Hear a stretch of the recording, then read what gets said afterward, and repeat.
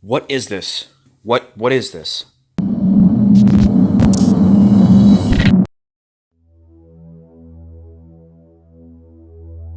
All right, guys, so we're going to jump right into it with this one and open up a box.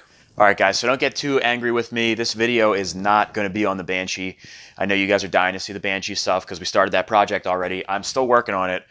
For you guys that are wondering, I'm still working with a couple different companies, motor builders, working on porting the cylinders and getting them bored out the way that I want and everything. I'm talking around to a couple different places, going back and forth with them. So that's in the works. I just don't have anything to report back on that just yet because I'm not 100% sure who I'm going with. I think I have the company down. I'm not going to release that just yet. But what's in this box here is stuff for the Raptor. So we're going to be working on the Raptor today. And I might as well give it away. What's in here is Nerf Bars. Now, I actually forgot that I even ordered these Nerf Bars. I had them out in the shed, and I went out there, and I was like, what the heck is in this box? I totally forgot to put these Nerf Bars on. I had ordered them with a bunch of other parts, and I had just never installed it. So I might as well get around to installing it now and give you guys some content while we're waiting on the Banshee stuff. Now, the reason I decided to get Nerf Bars for the Raptor, there's a couple reasons, why you would want Nerf Bars. First off, I think they look cool. That's not really the important reason. Or is it? I don't know. But I do think Nerf Bars look really cool. But if you've ever ridden in really muddy conditions, it's crazy, man. Your feet start to slip off the pegs. I mean, when the grooves of your boots and everything start getting really caked up with mud, or if your pegs are starting to round out and they're not that sharp, you'd be amazed, man. When you go over bumps and stuff, your feet just slip right off the pegs, man. And that can be, pretty bad. It can be catastrophic, man. You break an ankle or, twist it at the very least. A lot of bad stuff can happen if your feet slip off the pegs. So it's definitely a good idea to get a good set of Nerf bars. So if your feet slip off, they're going to hit the nets. You might twist your ankle or roll your ankle or something, but you're not going to get seriously injured, at least as bad as if you didn't have the Nerf bars. And another reason why I wanted to get these Nerf bars is so that I can have a passenger on the back. Now, I'm not promoting putting somebody on the back of any sport quad, really, because you're not supposed to do that. But in my case, I might have a passenger on the back of the quad, or we're just putting around and not doing anything crazy. And it's nice to have a place to put your feet if you're the passenger. If you've ever been a passenger on a quad or a dirt bike, it's kind of miserable. But it would be nice to have that so that if I do have somebody on the back of the quad, like I said, they'll have some place to put their feet. All right, so let's get into opening this thing up. It's been so long, I don't even remember what brand these are. I just remember they were new old stock, and I got them for 80 bucks.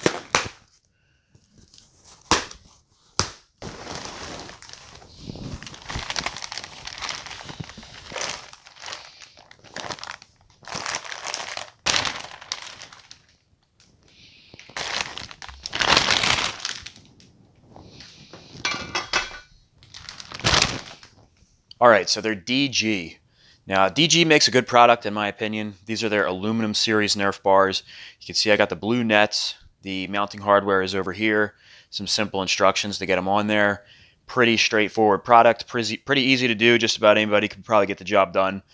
So the first thing I'm going to do, I like to get the nets all laced up, and then we'll get to installing from there. All right, so I went ahead and I put the webbing into the one side of the Nerf bars.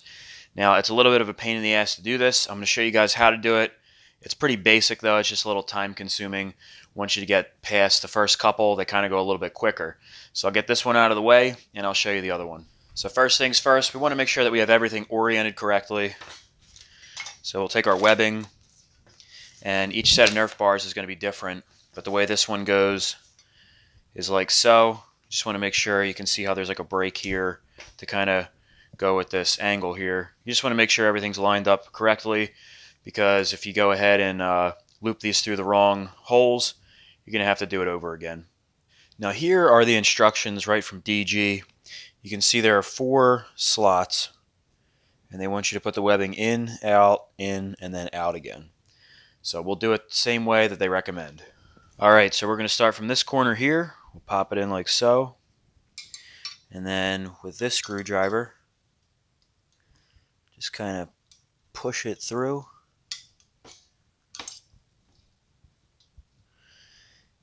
And pull it.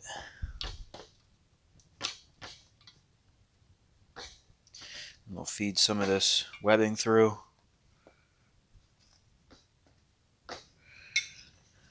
Now,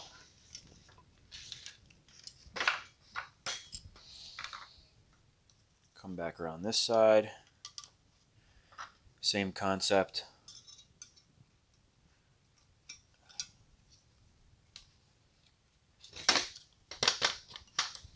Sorry guys, this is kind of cumbersome to be showing you a close-up.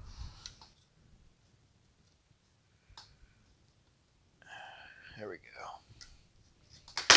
Alright, so there's one. Now,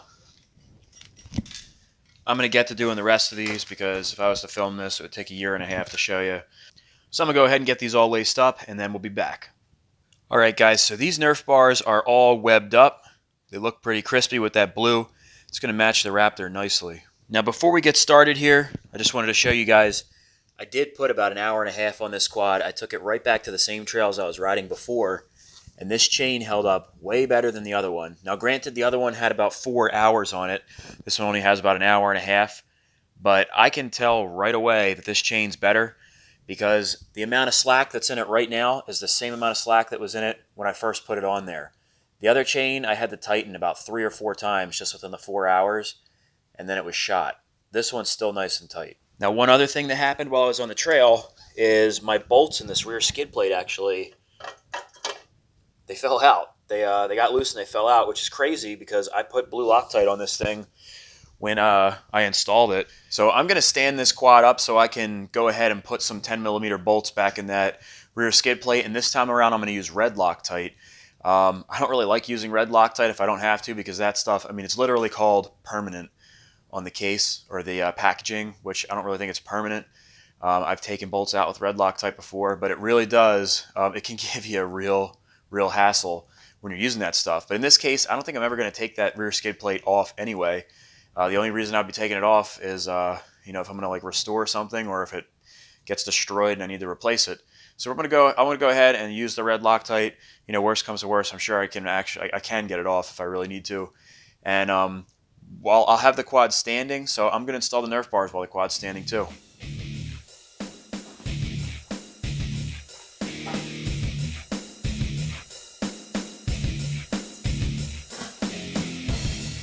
Give you guys a look-see here at the damage.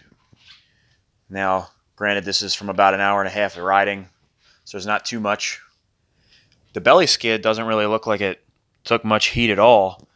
But if you come down here and look at the swing arm skid, you can see this thing took some pretty heavy hits. It's even, it's like bent up a little bit on the corner.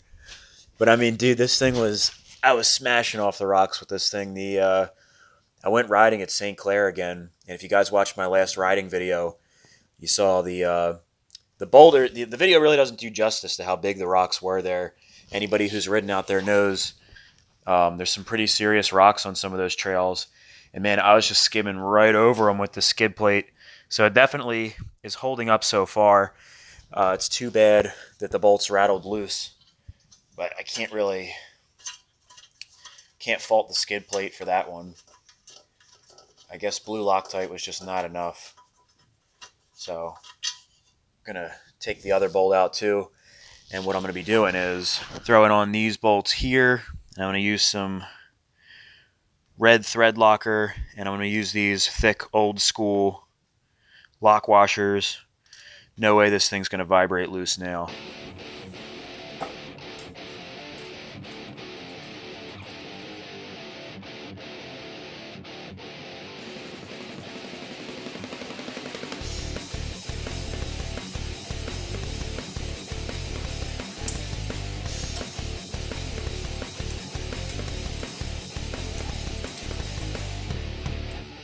That skid plate's not going anywhere.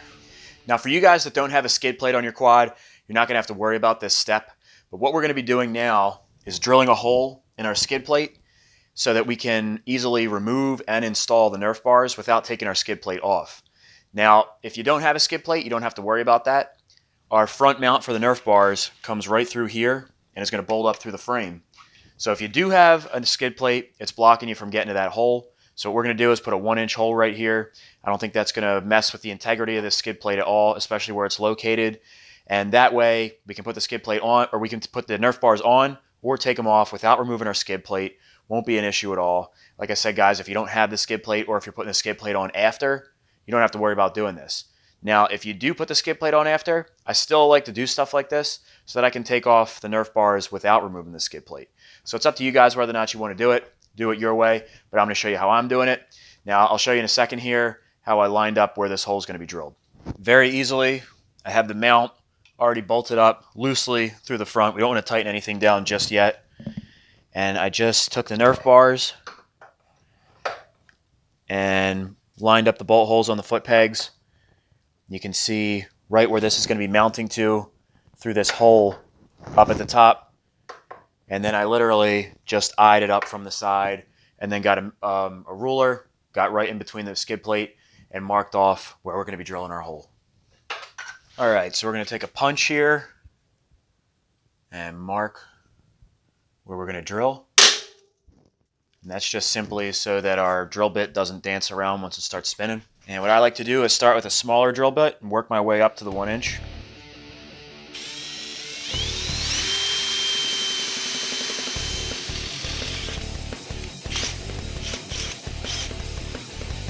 Now it looks like I went just a little bit too high on the hole. So I'm going to see if I can correct it a little bit and bring it down.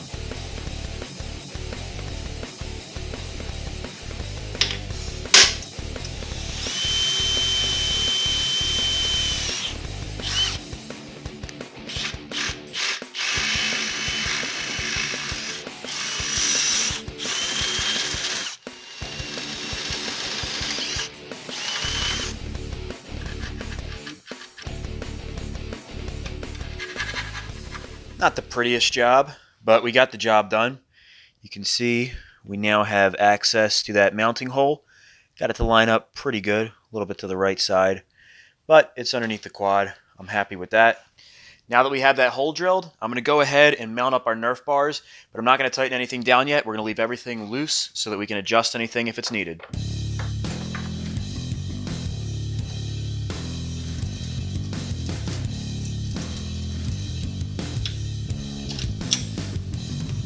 Now you don't have to worry about using Loctite on these nuts because they are Teflon nuts. At least with this kit they are. If they're not Teflon nuts, you might want to use lock washers and a little bit of Loctite.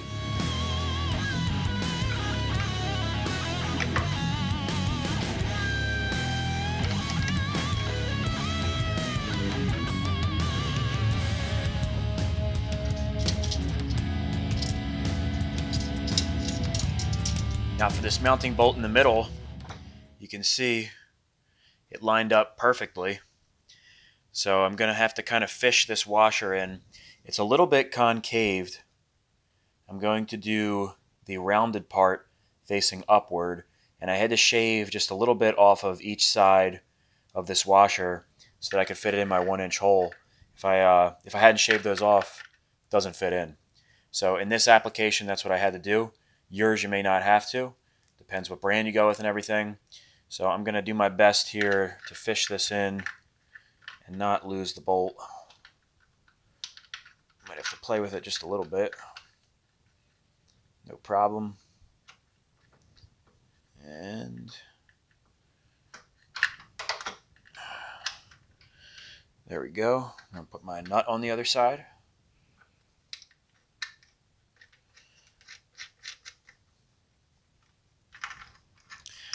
So that's all lined up. It just needs to be tightened down. Now our Nerf bars seem to be lined up good. So I'm going to go ahead and start tightening our bolts down. And I'm going to start with our center front mount.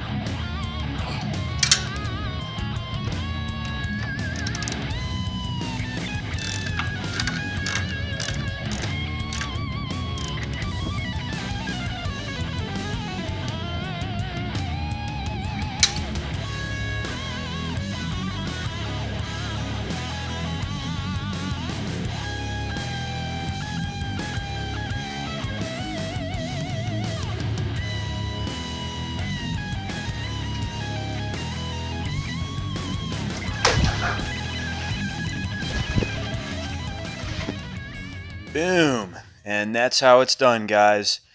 Everything is nice and tight. These Nerf bar nets match perfectly. Nice and solid. Really digging the look. I'm sorry, guys, but the look of a quad is just not complete until you have Nerf bars on there. So that's going to be really nice when I'm riding on the trails and my boots are getting caked up with mud, my feet are slipping off the pegs. Not going to have to worry about getting my leg stuck under the back tire. And it's going to be nice when I have somebody on the back too, when I'm putting around, they'll have some place to put their feet. All right, guys, so that's going to be it for today. Stay tuned. Banshee information is going to be coming soon. The next video is most likely going to be on the Banshee. Until then, guys, make sure to check out my Instagram. It's Sabo350. If you guys want to submit your ride or your project, please email me at michaelsabo350@gmail.com or shoot me a DM on Instagram. Please be patient. It takes a couple weeks for me to get back. My DMs are backed up like crazy, which is awesome. You guys have been sending me so much great content. Really happy about that. All right, guys, if you guys attempt this on your own, remember to take your time. Make sure all those bolts are nice and tight. If you don't have Teflon nuts, use blue Loctite because you don't want your Nerf bars falling off on the trails. That would really suck. I have seen Nerf bars on the side of the trail. I swear, it's crazy. So make sure you use your Loctite. All right, guys, I will see you in the next one. Enjoy your week. Take it easy.